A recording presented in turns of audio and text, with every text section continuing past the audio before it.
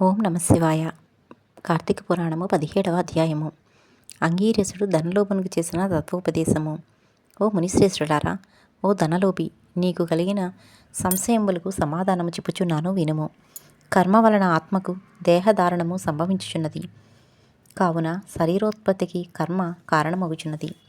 శరీర ధారణము వలనే ఆత్మ కర్మను చెయ్యును కనుక కర్మ చేయుటకు శరీరమే కారణమగుచున్నది. స్థూల సూక్ష్మ శరీర సంబంధం వలన ఆత్మకు కర్మ సంబంధము కలుగునని తొలి పరమేశ్వరుడు పార్వతీదేవికి వివరించెను. దానిని నేను మీకు వివరించుచున్నాను.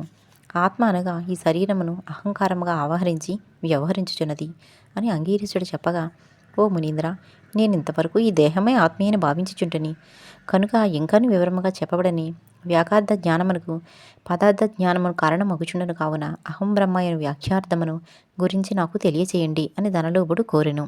అప్పుడు ధనలోభునితో అంగీరస్ మహర్షి ఇట్లనియే, ఈ దేహము అంతఃకరణ వృత్తికి సాక్షియే, నేను నాది అని చెప్పప్పుడు జీవాత్మయే అహం అను శబ్దము, సర్వాంతర్యామి అయి సచ్చిదానంద రూపమైన పరమాత్మ నహ అను శబ్దము ఆత్మకు ఘటాదుల వలె శరీరమునకు లేదు.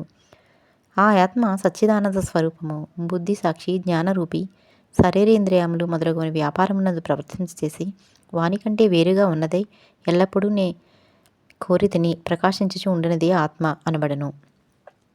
నేను అనున్నది శరీరాంద్ర ఇంద్రియాలలో ఒకటి కాదని తెలుసుకొనుము. ఆ దేహేంద్రియాదులన్నింటినీ ఏది ప్రకాశింపచేయునో అదియే నేను అని నిశ్చయము. అందుచేత అస్థిరములకు శరీరేంద్రియములు కూడా నామరూపముతో నుండి నశించినవేగాక ఇట్టి దేహమునకు శరీరములు మూడింటి యందును నేను నాది అని వ్యవహరించదే ఆత్మే అని గ్రహించుకొనుము. ఇనుము సూదంటి రాయిని అంటిపెట్టుకుని తిరుగునట్లా శరీర ఇంద్రియాదులు దేనిని ఆశ్రయించి తిరుగుచుండునో అదే ఆత్మ. అట్లా అవి ఆత్మ వలన తమ పనిని చెయ్యును.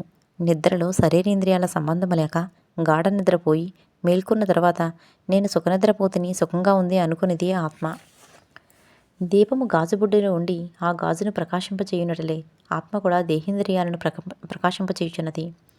ఆత్మ పరమాత్మ స్వరూపమగుట వలన దానికి దారపుత్రాదులు ఇష్టమగుచున్నారు. అట్టి విశేష ప్రేమాస్పదమగు వస్తువేదో అదే పరమాత్మని గ్రహింపము. తత్వమసి మొదలైన వాక్యములందలి త్వం అను పదమునకు కించిత్ జ్ఞానాది విశిష్టమైనదు జీవాత్మని అర్థం. తత్త అను పదము నకు సర్వజ్ఞ దిగుణత్వ విశిష్టమైన సచ్చిదానంద స్వరూపమని అర్థము.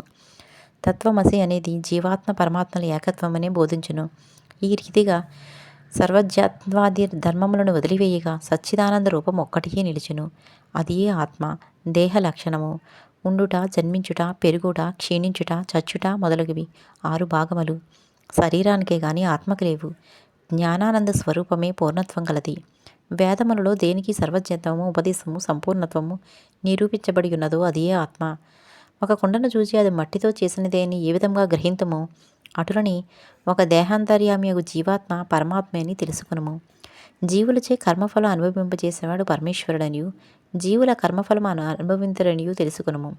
అందువలన మానవుడు గుణ సంపత్తు గలవాడై గురు శుశ్రూష నొనర్చి సంసార సంబంధియగు ఆశలన్నీ విడిచి విముక్తి నొందవలను. మంచి పనులు తలచిన చిత్తశుద్ధియు దాని వలన భక్తి జ్ఞాన వైరాగ్యములు కలిగి ముక్తి పొందును.